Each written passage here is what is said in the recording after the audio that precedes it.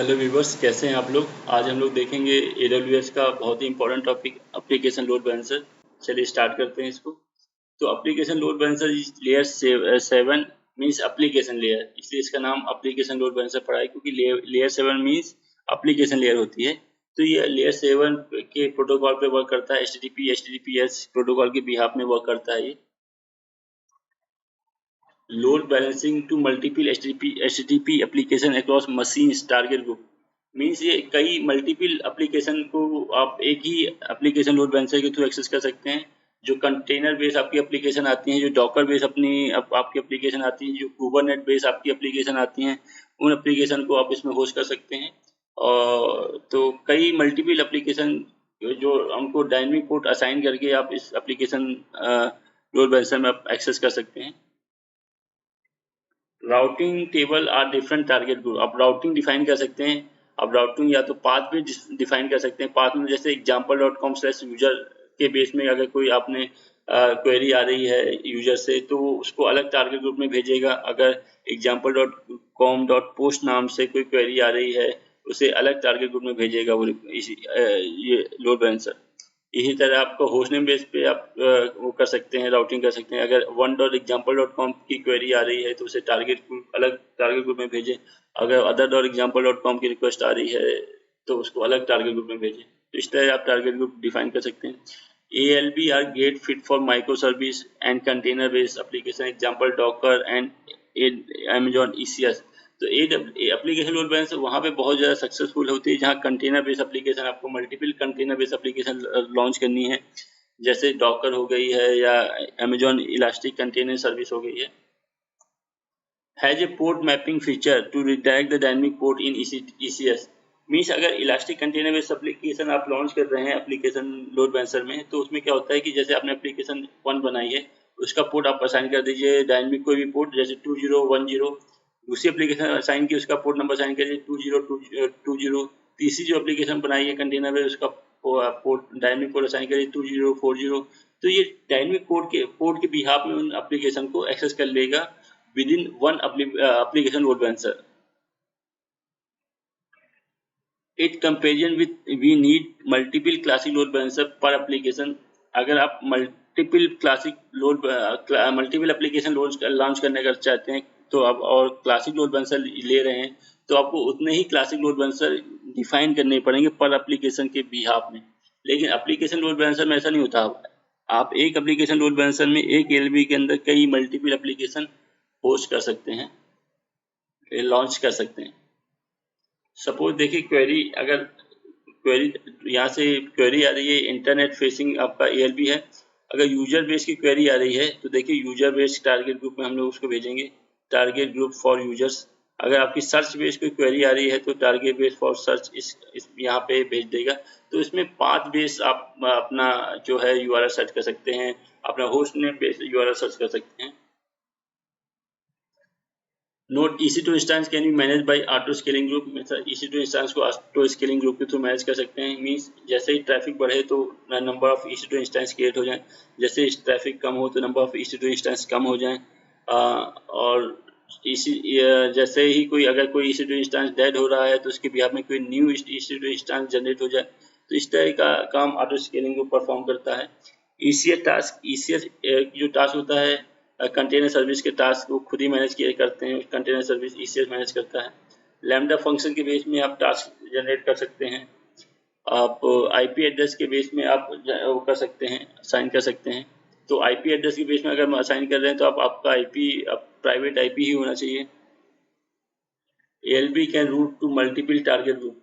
जैसे मैंने आपको बताया ALB कई मल्टीपल टारगेट ग्रुप को में ट्रैफिक को रूट कर सकता है। जैसे मैंने आपको कहा कि यहाँ पे देखिए 2 टारगेट ग्रुप बने, एक यूजर बेस बना, एक सर्च बेस बना। अगर यूजर बेस की एप्लीकेशन रिक्वेस्ट आएगी तो इस टारगेट ग्रुप में भेजेगा, अगर सर्च बेस की रिक्वेस्ट आई तो इस टारगेट ग्रुप में आपको वो भेजेगा। तो मल्टीपल टारगेट ग्रुप बना सकते हैं और उसमें उसी बिहाफ में वो ALB ट्रैफिक को रूट कर सकता है।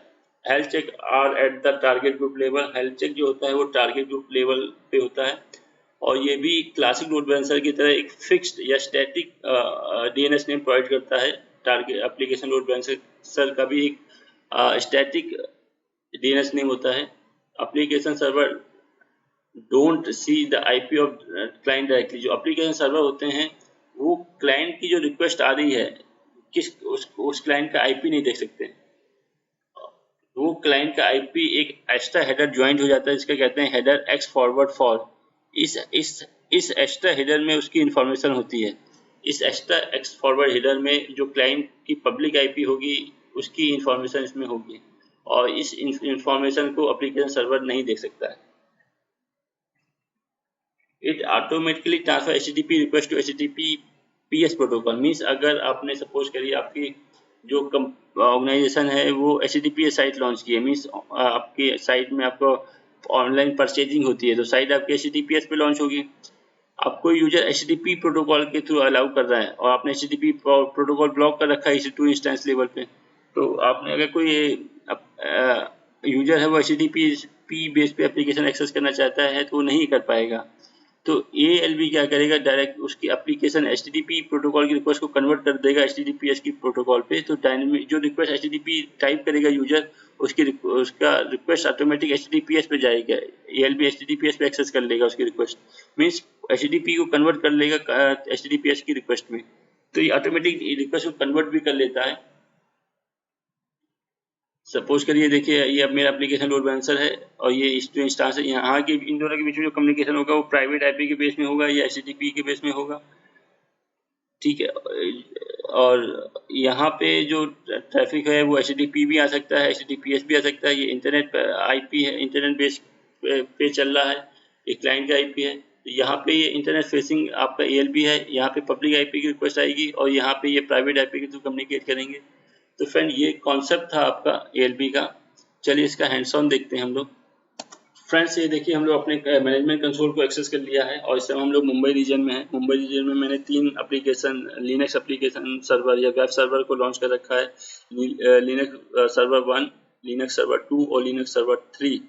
तो लिनक्स सर्वर जो 1 है वो साउथ 1A में लॉन्च है अवेलेबिलिटी जोन, और जबकि लिनक्स सर्वर 2 एंड 3 है वो अवेलेबिलिटी जोन 1B में लॉन्च है, दोनों की दोनों। मैं एक चीज़ और दिखाना चाहता हूँ, तीनों ही सर्वर में मैंने सेम सिक्योरिटी ग्रुप अप्लाई कर रखा है। देखिए सर्वर 1 में मैंने SSH NFS allow Linux EC2 ये सिक्योरिटी ग्रुप अप्लाई कर रखा है। यही सिक्योरिटी ग्रुप मैंने आपका दोनों सर्वर 2 और सर्वर 3 में भी लॉन्च कर रखा है। देखिए मैं फिर से दिखा दे रहा हूँ, सर्वर 2 को एक्सेस करके दिखा दे रहा हूँ। तो सर्वर 2 में भी मैंने यही सिक्योरिटी ग्रुप एक्सेस कर रखा है।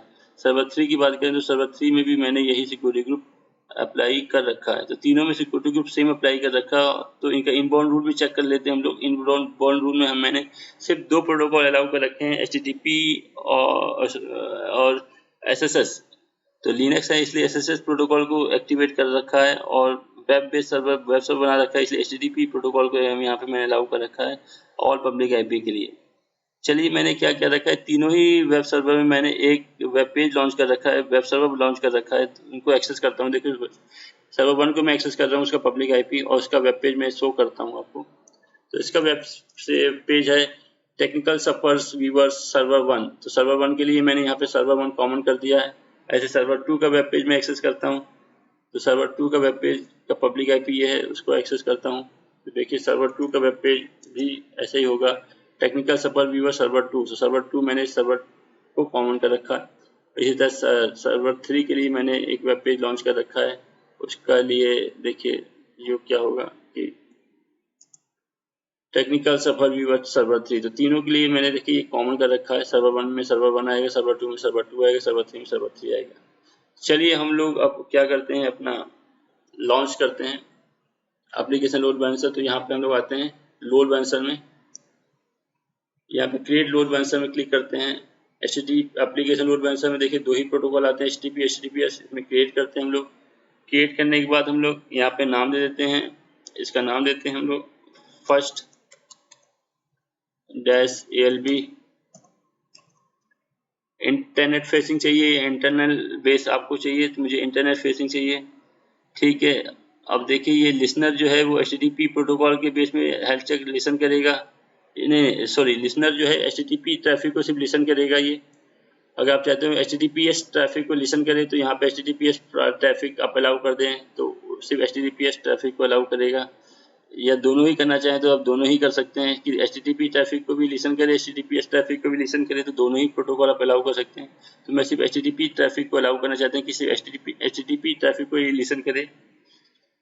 ठीक है, अवेलेबिलिटी जोन सॉरी VPC मैंने डिफॉल्ट ले रखा है। अवेलेबिलिटी जोन मैं 2 लेता हूँ, 1A और 1B, क्योंकि इन्हीं में मेरे इंस्टेंसेस लॉन्च हैं। 1C में मेरा कोई भी इंस्टेंसेस लॉन्च नहीं है, इसलिए मैं इसको क्लिक नहीं कर रहा हूँ। उसके बाद टैग अगर आपको देना है तो टैगिंग में क्लिक करके आप यहाँ पे टैगिंग दे सकते हैं। तो चलिए मैं नेक्स्ट करता हूँ। सिक्योरिटी ग्रुप आप ये एक वार्निंग दे रहा है कि आप HTTP पे बेस पे लिसन कर रहे हैं, आप HTTPS बेस पे करिए, ये सिक्योर होता है, तो इसको इग्नोर कर दीजिए, क्योंकि हम लोग के पास SSL नहीं है, सिक्योर सॉकेट लेयर का सर्टिफिकेट नहीं है, तो उसके बिहाफ में हम उसको HTTPS पे लॉन्च नहीं कर सकते। तो हम लोग नेक्स्ट करते हैं। तो यहाँ पे देखिए लास्ट टाइम मैंने ये सिक्योरिटी ग्रुप बनाया था लोड बैलेंसर, इसको सेलेक्ट कर लीजिए। मैं बता दे रहा हूँ, इसमें मैं सिर्फ HTTP प्रोटोकॉल को ऑल IP के लिए अलाउ किया है, HTTP प्रोटोकॉल को HTTP और HTTPS प्रोटोकॉल को ऑल IP के लिए अलाउ किया है, ताकि कोई भी पब्लिक से HTTP या HTTPS की रिक्वेस्ट आए तो उसको आगे फॉरवर्ड कर दे। तो ये देखिए लोड बैलेंसर पे मैंने क्लिक कर लिया सिक्योरिटी ग्रुप। आप चाहें तो खुद भी बना सकते हैं नया, और यहाँ पे आप सेलेक्ट कर सकते हैं HTTP और सेम HTTPS, तो आप उनको अलाउ कर सकते हैं। और किसका IP के लिए करना है, सॉरी HTTPS किस IP के लिए करना है, ऑल IP के लिए कर लीजिए। तो मैं ऑलरेडी बना रख चुका हूँ, तो उसको मैं सेलेक्ट कर लेता हूँ लोड बैलेंसर को। नेक्स्ट करिए, टारगेट ग्रुप का नाम दे दीजिए, मैं दे दिया टारगेट LB, या कर दे ALB कर देता application load balancer. Instance base चाहिए आपको तो यहाँ पे इंस्टेंस कर लीजिएगा, IP बेस चाहिए तो IP कर लीजिएगा, लैम्डा बेस चाहिए तो लैम्डा कर लीजिएगा। तो मुझे इंस्टेंस बेस चाहिए। हेल्थ चेक में आपको पिंग करेगा किस प्रोटोकॉल के थ्रू, HTTP प्रोटोकॉल के थ्रू, और डिफॉल्ट साइट को एक्सेस करेगा, मतलब इंडेक्स और HTML पेज को एक्सेस करेगा। इसका मैं मतलब लास्ट वीडियो में समझा चुका हूँ, इसका मतलब क्या है। आप यहाँ पे हेल्थ चेक का जो पैरामीटर है उनको चेंज कर सकते हैं। देखिए सक्सेस कोड के लिए 200 मैसेज आता है एग्जाम में, और ऑन क्वेश्चन में बहुत ज़्यादा पूछा जाता है सक्सेस कोड, तो आप याद रखिएगा 200 कोड आता है। ये इंटरवल टाइम में इसको 10 सेकंड कर लेता हूँ कि 10 सेकंड में फास्टिंग के लिए 10 सेकंड में हर 10 सेकंड में वो मैसेज भेजे, वो पिंग करे कि वो जो ये इंस्टेंस है मेरा एक्टिव है या नहीं है। टाइम को भी आप चेंज कर सकते हैं। इस सारे टाइम को मैं आपको पहले ही बता रखा है लेक्चर में, अगर आपको डाउट है तो मैं पहले लेक्चर को देखें। उसके बाद नेक्स्ट करिए। अच्छा, यहाँ पे सिर्फ मैं नाम में एरर आ गया, यहाँ पे मैं हाइफन दूंगा, अंडरस्कोर नहीं दे सकता हूँ। नेक्स्ट करिए, तो ये देखिए नेक्स्ट हो गया। अब यहाँ पे अपने EC2 इंस्टेंस को रजिस्टर कर दीजिए। मैं इस समय मैं सर्वर 1 और सर्वर 2 को ही रजिस्टर कर रहा हूँ। तो देखिए सर्वर 1 और सर्वर 2 मेरे यहाँ पे आ गए हैं। पोर्ट नंबर 80 पे रिक्वेस्ट जाएगी, इन पे 80 नंबर पोर्ट नंबर पे एक्सेस होंगे सर्वर। देखिए पोर्ट रनिंग है, सिक्योरिटी ग्रुप ये लगी है, अवेलेबिलिटी जोन ये है, सारी चीज़ डिफाइन कर दी है। नेक्स्ट रिव्यू करिए, ये सारी रिव्यू की चीज़ है। आपका लिसनर 80 पोर्ट नंबर पे लिसन 80 नंबर की ट्रैफिक रिसीव करेगा, और सारी चीज़ मैं आपको पहले ही डिस्क्राइब कर रखा हूँ। तो उसके बाद क्रिएट कर रखी करिए। तो ये देखिए मेरा create successful create load balancer हो गया। क्लोज करिए मेरा। तो अब ये देखिए टारगेट ग्रुप में आते हैं हम लोग। यहाँ पे टारगेट ग्रुप भी बन गया, और टारगेट ग्रुप में ऑटोमेटिक इंस्टेंसेस भी आ गए हैं जो इनिशियल लेवल पे हैं, अभी इनिशियलाइज कर रहे हैं। तो थोड़ी देर बाद ये अभी इनिशियलाइज के बाद ये यहाँ पे स्टेटस अवेलेबल आ जाएगा, एक्टिवेट हो जाएगा। तो देखिए, तो यहाँ पे लिसनर, यहाँ पे भी लिसनर है मेरे पास, 80 नंबर पोर्ट की रिक्वेस्ट को लिसन करेंगे। तो इसी तरह ही आप मॉनिटरिंग में देख सकते हैं कि क्या क्या जनरेट हो रहा है। इंटीग्रेटेड सर्विस में देख सकते हैं किस किस सर्विस में आप क्या कर सकते हैं। तो ये देखा आपने। अब हम लोग यहाँ पे जाएंगे लोड बैलेंसर में। लोड बैलेंसर में जाके हम लोग डिस्क्रिप्शन में जाएंगे यहाँ पे। तो डिस्क्रिप्शन में जाके हम लोग को यहाँ पे DNS नेम मिल जाएगा, तो DNS नेम कॉपी कर लेंगे, और उसके बाद हम लोग यहाँ पे इसको एक्सेस करेंगे। तो अभी देखिए ये इसने एक्सेस नहीं करने दिया हमें। ये देखिए यहाँ पे हम लोग एक्सेस नहीं कर पा रहे हैं। अब क्यों नहीं एक्सेस कर पा रहे हैं, देखिए इसका मीन्स ये है कि अगर हम कोई इशू है तो सिक्योरिटी ग्रुप का इशू है। मैंने आपको बताया था कि अगर आप एक्सेस नहीं कर पा रहे हैं तो आपको सिक्योरिटी ग्रुप का इशू आ गया है। तो आप सिक्योरिटी ग्रुप में चलिए। सिक्योरिटी ग्रुप में हम लोग आते हैं यहाँ पे। ये तो इंस्टेंस सिक्योरिटी ग्रुप में।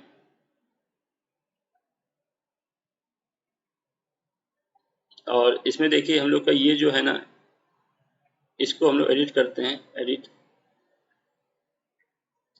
करते हैं और इसमें ऑल पब्लिक आईपी को हटाते हैं और यहाँ पे हम लोग सिर्फ क्या करेंगे, अपने जो लोड बैलेंसर का वो है उसको एक्सेस करेंगे, सिर्फ लोड बैलेंसर। ये देखिए सिर्फ लोड बैलेंसर पे जो सिक्योरिटी ग्रुप है उसको एक्सेस करेंगे, अलाउ करेंगे और उसको सेव कर देंगे। तो ये देखिए सेव हो गया। अब वापस हम लोग आते हैं अपने लोड बैलेंसर में और ये देखिए लोड बैलेंसर में आ गया और यहाँ पे ये इनका इंस्टेंस भी हेल्थी हो गया है। अब मैं फिर से उसको एक्सेस करता हूँ, देखिए उसका डीएनएस नेम, तो ये डीएनएस नेम कॉपी किया और मैंने इसको फिर से पेस्ट किया, कंट्रोल वी किया और उसके बाद मैंने इसको एक्सेस किया। तो देखिए सर्वर 1 मेरा रिफ्लेक्ट हो गया। अब मैं इसको फिर से रिफ्रेश करता हूँ, तो देखिए फिर से रिफ्रेश करता हूँ सर्वर को, तो देखिए मेरे पास सर्वर 1 भी आना चाहिए, सर्वर 2 और सर्वर 1, सर्वर 2 और सर्वर 1, सर्वर 2 सर्वर 1। तो देखिए मेरा अपना एप्लीकेशन लोड बैलेंस बहुत ही बढ़िया तरह से वर्किंग कर रहा है। तो आपने ये देखा। अब मैं आपको दिखाता हूँ कि आप इसमें डिफरेंट टारगेट ग्रुप भी सेट कर सकते हैं, जो मैंने बताया आपको। तो डिफरेंट टारगेट ग्रुप सेट करने के लिए आप यहाँ पे आइए लोड बैलेंसर में और लिसनर में आइए, यहाँ पे लिसनर में आइए, आप यहाँ पे एडिट व्यू एडिट रूल में क्लिक करिए। तो देखिए व्यू एडिट रूल में आपने क्लिक किया तो आप चाहते हैं कि एक रूल और बन जाए कि, तो यहाँ पे प्लस करिए रूल को बनाने के लिए, इंसर्ट रूल करिए। अब आप चाहते हैं कंडीशन लगा दीजिए यहाँ पे कि आप चाहते हैं कोई भी पाथ हो, तो पाथ सपोज मैंने यहाँ पे लिखा है कि अगर कोई टाइप करे इमेजेस, इमेजेस टाइप करे तो उसका जो फिक्स रिस्पांस मिले, रिस्पांस क्या मिले कि अननोन वेबसाइट,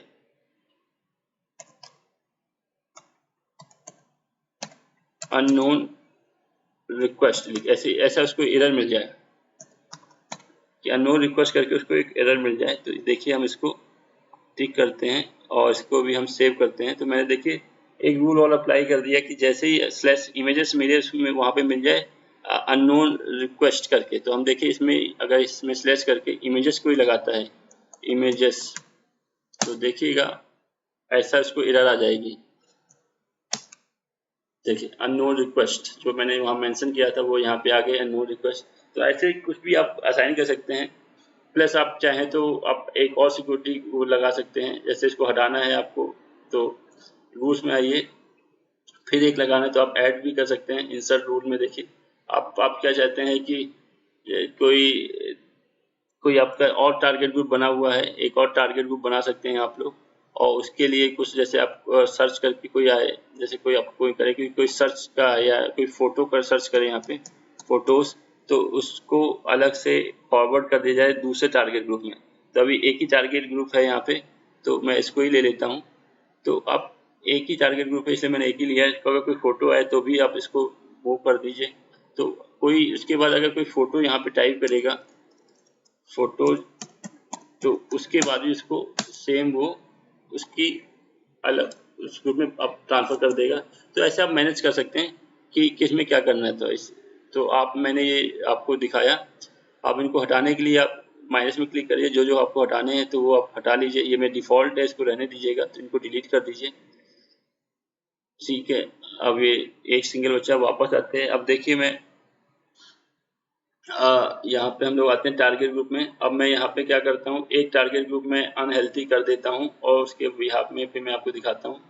मैं EC2 इंस्टेंस में आता हूँ यहाँ पे और मैं अपना सर्वर 1 को मैं डेड कर देता हूँ यहाँ पे, या स्टॉप कर देता हूँ। ये देखिए EC2 इंस्टेंस में मैं आ गया और मैं यहाँ पे सर्वर 1 को स्टॉप कर दूंगा।